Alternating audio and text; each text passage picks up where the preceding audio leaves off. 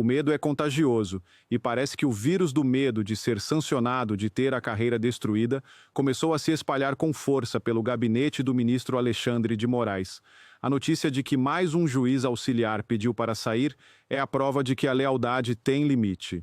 E o limite, pelo visto, é quando o risco de afundar junto com o chefe se torna grande demais. Os ratos estão pulando do barco. Vamos direto ao que interessa, porque o que a gente está vendo acontecer em Brasília é um fenômeno fascinante e, ao mesmo tempo, muito revelador.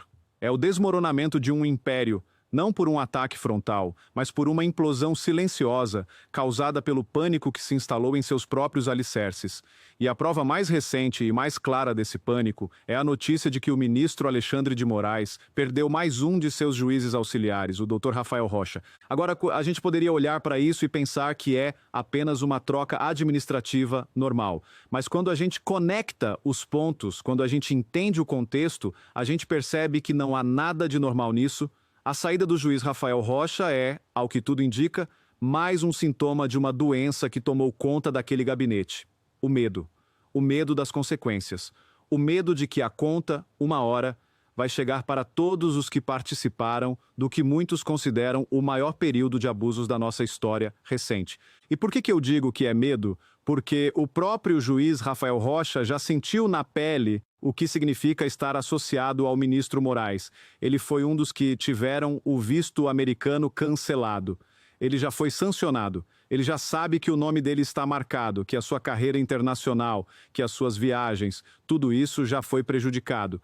E ele não é o primeiro a pular fora. A gente se lembra que, nas conversas vazadas da Vaza Toga, o outro juiz auxiliar, o Ayrton Vieira, já deixava claro o seu desespero para sair, reclamando do volume de trabalho e, nas entrelinhas, do tipo de trabalho que estava sendo obrigado a fazer. O que a gente está vendo é um padrão de deserção. E por que as pessoas que estão no centro do poder, que deveriam ser as mais leais ao seu chefe, estão fugindo?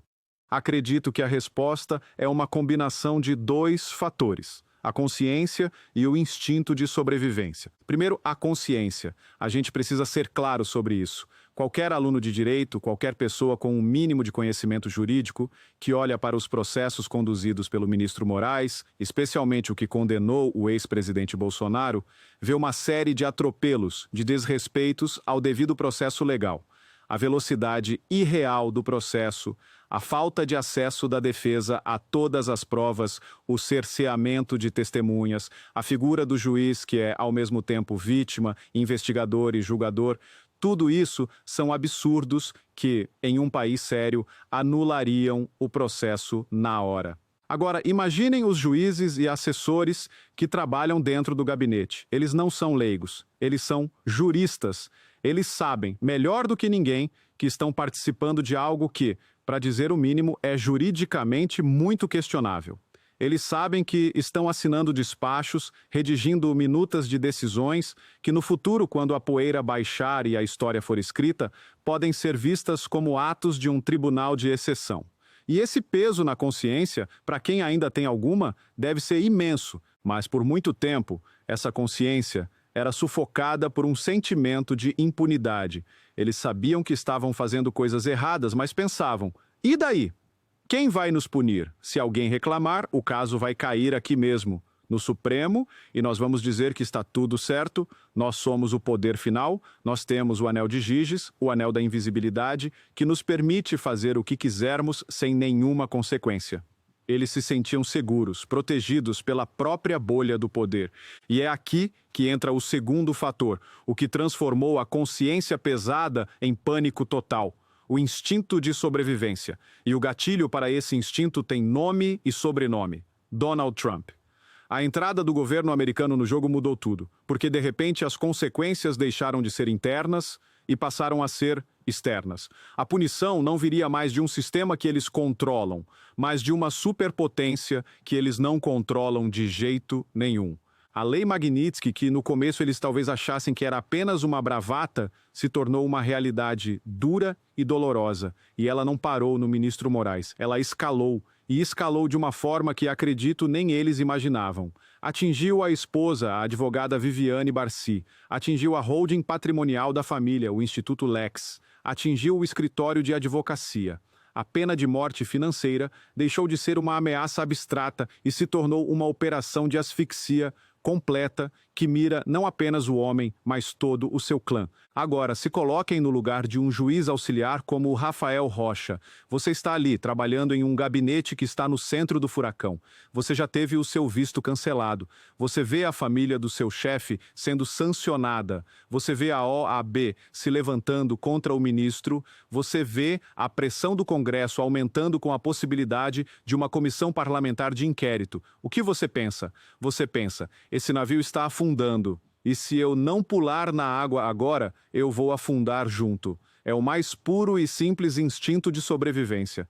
A lealdade ao chefe, o salário, o status, nada disso compensa o risco de ter a sua vida e a sua carreira destruídas para sempre. Porque uma sanção da Lei Magnitsky não é algo que você apaga do currículo. Ela te marca para o resto da vida como um violador de direitos humanos. E nenhum juiz de carreira que sonha um dia em ser desembargador, em ser ministro, quer ter essa mancha em sua biografia. O que a gente está vendo é o ministro Alexandre de Moraes se tornando uma figura tóxica, radioativa. E as pessoas estão começando a se afastar dele para não serem contaminadas. O resultado prático disso é o seu isolamento. E um poder isolado é um poder enfraquecido. Ele vai encontrar cada vez mais dificuldade para recrutar pessoas competentes e sérias para trabalhar com ele. Quem vai querer arriscar a própria carreira para embarcar em um navio que todo mundo já sabe que está furado, vão sobrar apenas os militantes mais radicais, aqueles que estão dispostos a se sacrificar pelo chefe. E isso, a longo prazo, torna o trabalho dele insustentável. O vírus do medo que se espalhou pelo gabinete do ministro é, para nós, uma excelente notícia. É a prova de que a nossa pressão, a pressão das ruas, a pressão da imprensa independente e, principalmente, a pressão internacional está funcionando. Ela está criando as rachaduras na muralha que parecia impenetrável. Ela está fazendo com que as pessoas que operam o sistema por dentro comecem a questionar, a duvidar e principalmente a ter medo. Para mim, a fuga dos assessores é a confissão silenciosa de que eles sabem que a casa vai cair. É o canário na mina de carvão, o primeiro a sentir que o ar está ficando rarefeito. Eles sabem que o que foi feito não se sustenta. Eles sabem que a história não será gentil com eles. E eles estão, de forma inteligente do ponto de vista pessoal, tentando salvar a própria pele. A gente precisa continuar a fazer o que a gente está fazendo, continuar a expor, a denunciar, a pressionar, porque cada vez que a gente mostra uma ilegalidade, cada vez que a gente aponta um abuso, a gente está jogando mais uma pedra na vidraça desse castelo de cartas. E uma hora de tantas pedradas, a estrutura inteira vai vir abaixo. A debandada no gabinete do ministro é apenas o começo. Essa história toda é um retrato fascinante de como o poder, por mais absoluto que pareça, pode começar a ruir de dentro para fora. E agora eu quero saber a sua opinião. Você também acredita que a fuga dos assessores é um sinal de pânico e do começo do fim do poder do ministro Moraes? Quem você acha que será o próximo a pular do barco? Deixe seu comentário aqui embaixo, vamos conversar sobre isso. Se essa análise te ajudou a entender os bastidores da crise, deixa o seu like e compartilha este vídeo. O Brasil inteiro precisa saber que o medo mudou de lado. E se você ainda não faz parte do orgulho soberano, agora é a hora. Inscreva-se no canal e ative o sininho, porque a gente não vai parar de acompanhar cada rachadura nesse muro. Um grande abraço.